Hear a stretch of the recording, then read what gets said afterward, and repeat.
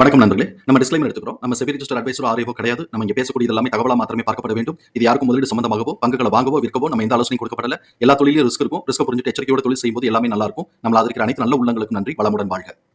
வணக்கம் நண்பர்களே. நம்ம ஆனுவலிஸ்ட் அனாலிசிஸ் பார்த்துட்டு வரோம். அந்த வரிசையில இப்ப நம்ம பார்க்கக்கூடியது டெக் மஹிந்திரா.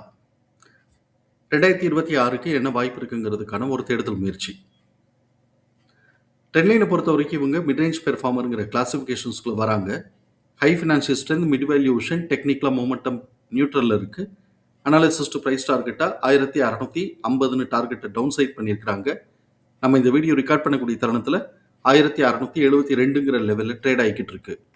இவங்களுடைய பிஇ வேல்யூஷன் செக் பண்ணும்போது கரண்ட் பிஇக்கும் சரி, 1 இயர் ஃபார்வர்ட் பிஇக்கும் சரி, கரண்ட் பிஇக்கு ஓவர் வேல்யூஷனாகவும் 1 இயர் ஃபார்வர்ட் பிஇக்கு அண்டர் வேல்யூன்னு சொல்லிட்டு இண்டிகேட் ஆகிட்டு இருக்கு.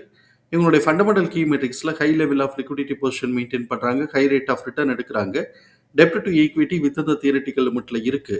ஆனால் பிஇ அண்ட் பிபி நம்மளை பொறுத்த வரைக்கும் இது வந்து எக்ஸ்பென்சிவ் வேல்யூஷன் தான். இப்போ நமக்கு பெக்டிவிட்டிஎம் பார்த்தோம் அப்படின்னு சொன்னால் 1 இருக்கு. ஸோ 1ங்கும் போது நமக்கு வந்து இது எக்ஸ்பென்சிவ் வேல்யூஷனுக்கு டேர்ன் ஆயிருக்கு. சம்டைம்ஸ் ட்ரேடர் நினைச்சாங்க இவங்களுக்கு சப்சிக்வெண்ட்டாக க்ரோத்துக்கான ஆப்பர்ச்சுனிட்டி இருக்குது அப்படின்னு சொன்னால் பெக்டிடிஎம்மும் சரி, பெகி ரேங்கிங்லேயும் சரி 1.3 அந்த ரேஞ்சுக்கு வர்றதுக்கு வாய்ப்புகள் இருக்கலாம். பட் கண்டிப்பாக வரும்னு நமக்கு சொல்ல முடியாது. பட் ட்ரேடர்ஸ் எடுத்துகிட்டு போகிறதா இருந்தால் அப்படிக்கான வாய்ப்புகள் இருக்கலாம். பெகி ரேங்கிங்கை பொறுத்த வரைக்கும் 0.9. ஸோ இப்போ அதை பொறுத்த வரைக்கும் இன்னும் வந்து 0.1 வரைக்கும் க்ரோத்துக்கான ஆப்பர்ச்சுனிட்டி இருக்குது, நம்ம எதிர்பார்க்கலாம். நெட் கேஷ் ஃப்ளோ வந்து இப்போ வந்து பார்த்தோம்னாக்க இப்போ வந்து -45 காட்டுது. ரிலேட்டிவ் ரிட்டர்ன் நிஃப்டியோட போன வருஷம் 11% வந்து மைனஸில் காட்டிட்டு இருக்கு. பீட்டா ஸ்கோர் 1 இயரில் 1.14 போது ஹை வாலட்டிலிட்டிங்கிறத கவனத்தில் எடுத்துக்கிறோம். ட்ரெண்ட் லைனில் பார்ட்டிசிபேட் பண்ணக்கூடிய அனாலிசிஸ்டுடைய ஃபோர்காஸ்ட் எப்படி இருக்குன்னு பார்க்கலாம். ரெவன்யூ ஃபோர்காஸ்ட் ஆனுவலைஸ்டாக பார்த்தோம்னா 2026க்கு வந்து ஒரு 5.7% க்ரோத்துக்கான ஆப்பர்ச்சுனிட்டி இருக்குன்னு எதிர்பார்க்குறாங்க. அதே இது 2027க்கு வந்து 6% கிட்டக்க 8% கிட்டக்க க்ரோத்துக்கான ஆப்பர்ச்சுனிட்டி இருக்குன்னு எதிர்பார்க்குறாங்க. இபிஎஸ் உடைய ஃபோர்காஸ்ட் ஆனுவலைஸ்டா 2026க்கு 22.9% க்ரோத்துக்கான ஆப்பர்ச்சுனிட்டி இருக்குன்னு எதிர்பார்க்குறாங்க. இப்போ நமக்கு 2026ல நமக்கு நம்மளுடைய கால்குலேஷனில் வரக்கூடிய லெவல்ஸ் நம்ம பார்த்துருக்குறோம். பிஹேவியர் எப்படி வரப்போகுதுன்னு பார்ப்போம்.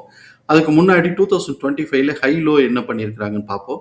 2025ல ஹை வந்து ஜனவரி மாதம் வச்சிருக்கிறாங்க 1736, லோ ஏப்ரல் மாதம் வச்சிருக்கிறாங்க 1209. ஸோ இப்போ வந்து ஜனவரி ஒருவேளை ஹை வச்சுட்டு கரெக்ஷன் வரப்போகிறானா, ப்ரீவியஸ் இயர் பிஹேவியர் அப்படியே இது வந்து ஃபாலோ பண்ணுறாங்க அப்படின்னு சொன்னால் அதுக்கான வாய்ப்புகள் இருக்கும். அதனால கொஞ்சம் ஜாக்கிரதையாக இருக்கிறோங்கிறதையும் கவனத்தில் எடுத்துக்கிறோம். ஸோ இப்போ இங்கே நமக்கு வந்து பிரேக் பாயிண்ட்டுங்கிறது 1552, பிரேக் பாயிண்ட் 1552. அதை காட்டிலும் இப்போ மேலே தான் ட்ரேட் ஆகிக்கிட்டு இருக்கு. இது ஸ்ட்ராங் க்ரோத், அதாவது ஸ்ட்ராங் அப்சைட் மூவ்மெண்ட் கொடுத்துக்கிட்டு வந்தாங்க அப்படின்னு சொன்னாக்க நம்ம கவனத்தில் இருக்கக்கூடிய ப்ரைஸ் ரேஞ்சு R1 1763லேருந்து 1894, R2 2008லேருந்து 2079, R3 2290லேருந்து 2421.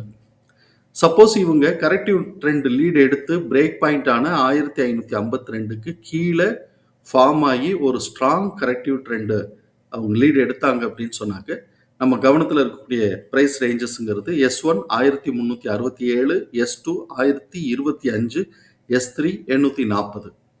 தகவல் பயனுள்ளதாக இருக்கும் நம்புகிறோம். தகவல் பயனுள்ளதாக இருந்ததுன்னா சங்கருக்கு ரொம்ப சந்தோஷம்.